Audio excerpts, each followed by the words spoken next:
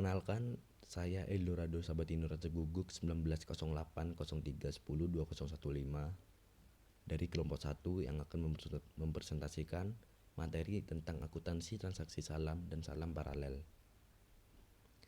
Di sini ada definisi dan penggunaan.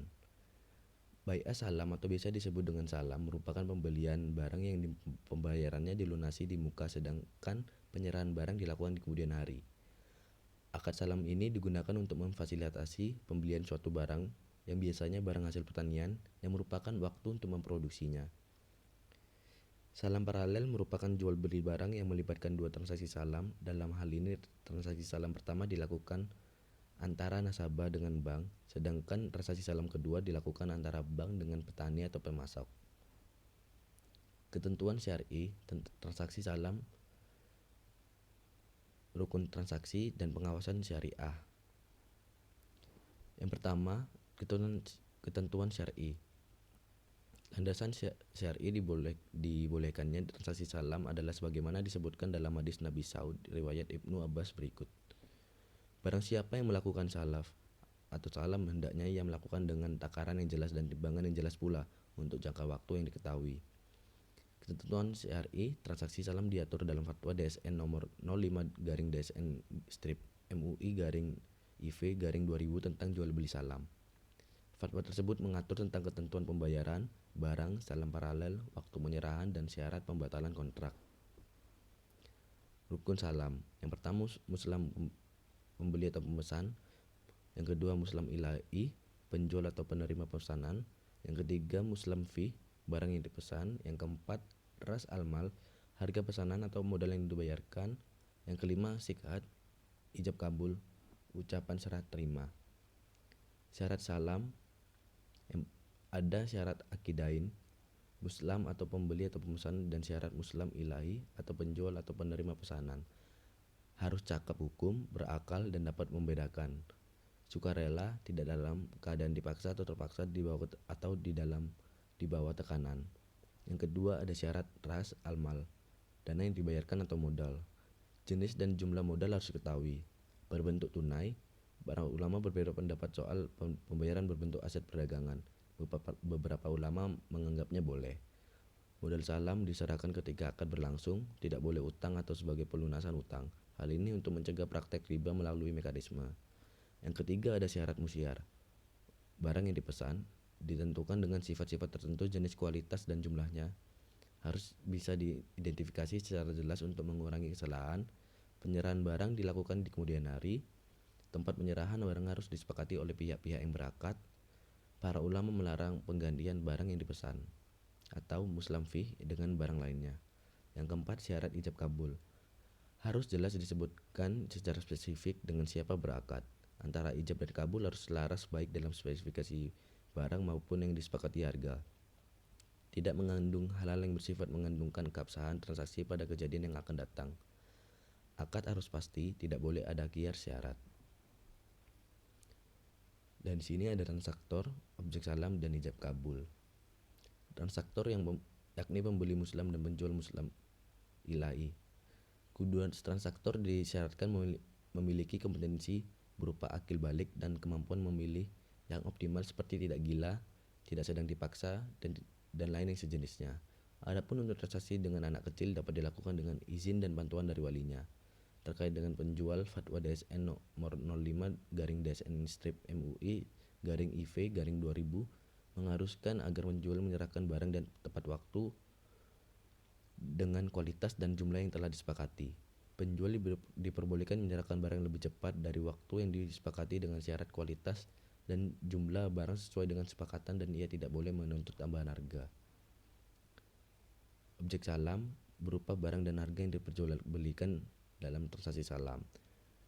DSN dalam fatwanya menyatakan bahwa ada beberapa ketentuan yang harus dipenuhi oleh barang yang diperjualbelikan dalam transaksi salam. 1. Harus jelas ciri-cirinya dan dapat diakui sebagai utang. 2. Harus dapat dijelaskan spesifikasinya. 3. Penyerahannya dilakukan kemudian waktu dan tempat penyerahan barang harus ditetapkan berdasarkan kesepakatan. 4. Pembeli tidak boleh menjual barang sebelum penerimanya. 5. Tidak boleh menukar barang kecuali dengan barang sejenis sesuai kesepakatan.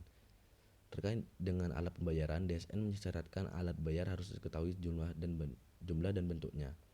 Alat bayar bisa berupa uang, barang, atau manfaat. Pembayaran harus dilakukan pada saat kontrak disepakati. Pembayaran itu sendiri tidak boleh dalam pembebasan utang.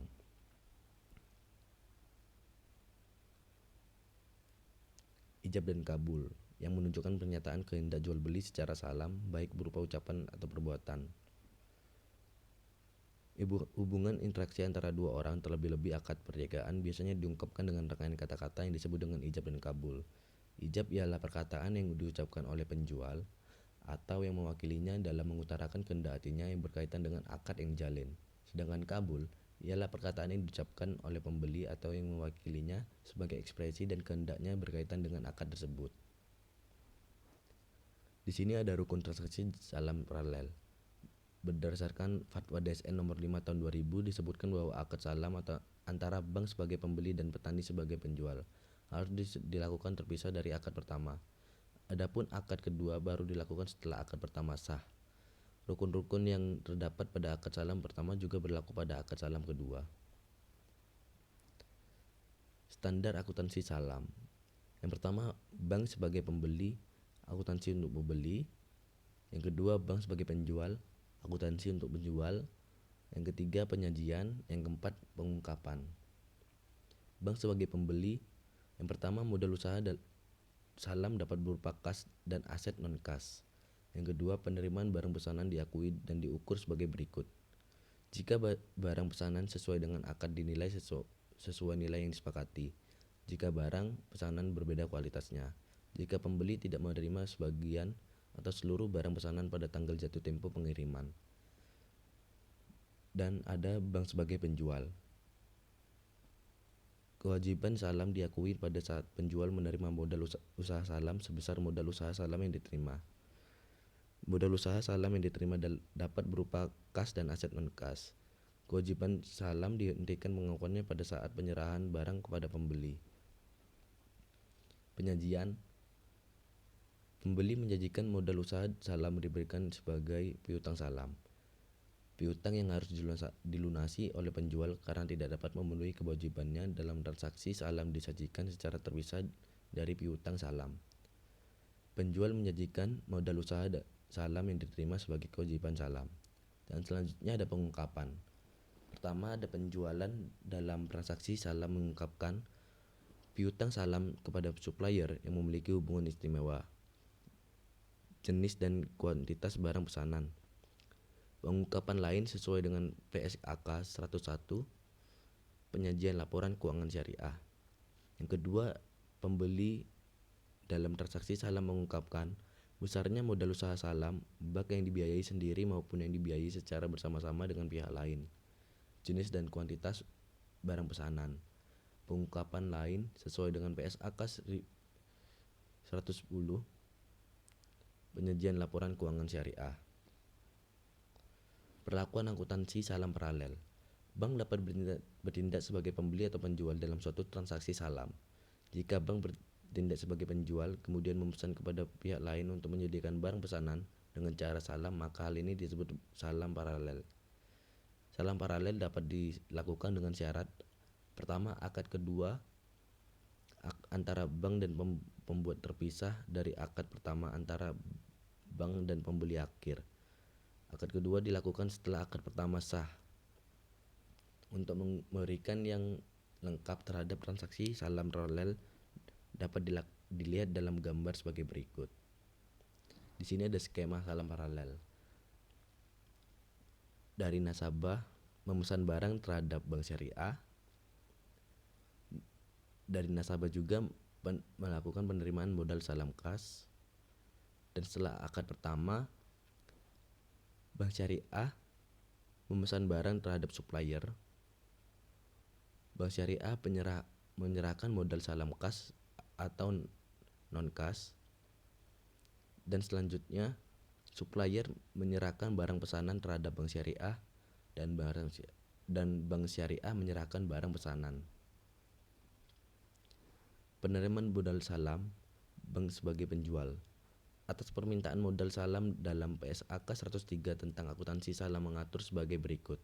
Pertama, kewajiban salam diakui pada saat penjual menerima modal usaha dalam sebesar modal usaha salam yang diterima.